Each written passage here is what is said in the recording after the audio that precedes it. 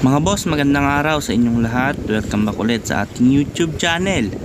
Sa video pong ito po yung unit na binidyoan natin sa garahe. Bali, nabili na po ito, iuwi siya ng Mindoro. Bali, full review lang po natin. And simulan natin, ayan yung kanyang gulong.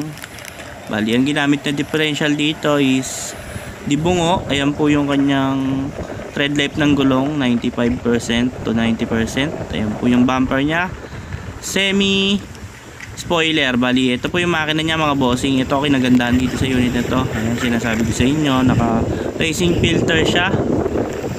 Tapos ayun nga yung kanyang wiring, bagong wiring din po. Ayan, may pan na rin pati para sa radiator. And ayan yung kanyang hydrovac. Ayan po, kumpleto po yan, bago namin binigay sa may-ari. Bali, iuwi po to ng Mindoro kay Sir Marco. Sir Marco, shoutout po sa inyo. Nabili po niya tong unit sa halagang 165,000. Ito po, 4K 5 speed po ang makina nito. Toyota 4K 5 speed ang transmission. Yan, simple lang po yung gayak niya. May sticker po ito noon.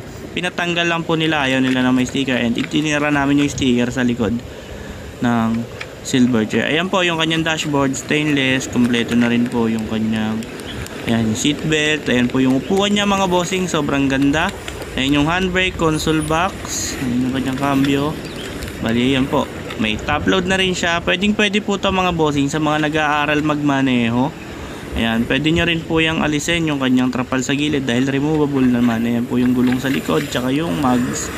And ito naman po yung under chassis niya mga boss. Ayan, napakalinis din po ng pagkakadali ng pintura. Bali, yung pintura niya po is kulay blue rin. Same sa flooring, ayan po. Bali, sakto lang po yung haba nito, standard size lang. Bali, yung kasya sa likod nito is mga 3 to 4 person po. Saktong sakto lang nga po to, parang mga kotse na Vios. Ayan po. Kaso mo, wala po itong aircon, pero long lifespan po to mga bossing. Talagang sa patagalan sobra po ang magiging serbisyo nito kung kayo po ay maalaga sa sasakyan. Ayan po, yung sticker lang po na natira sa likod. Ayan, silver chair. Kasi pag inalis po natin yan, matatanggal po yan. Kasama yung kanyang plastic. May higit po, may unat. Hindi po magandang tingnan. Ayan po yung loob. Ayan po yung kanyang mga taillight. Ayan yung view sa loob mga bossing. Ayan siya. Saktong sakto lang po to mga bossing sa mga nag-aaral magmaneho. Ayan, pwede nyo rin gamitin sa pang negosyo.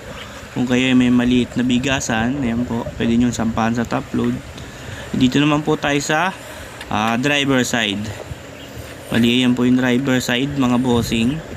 Ayan yung kanyang manibela. Ayan po yung kanyang view sa driver side. Paganda yun yung manibela niya or steering wheel.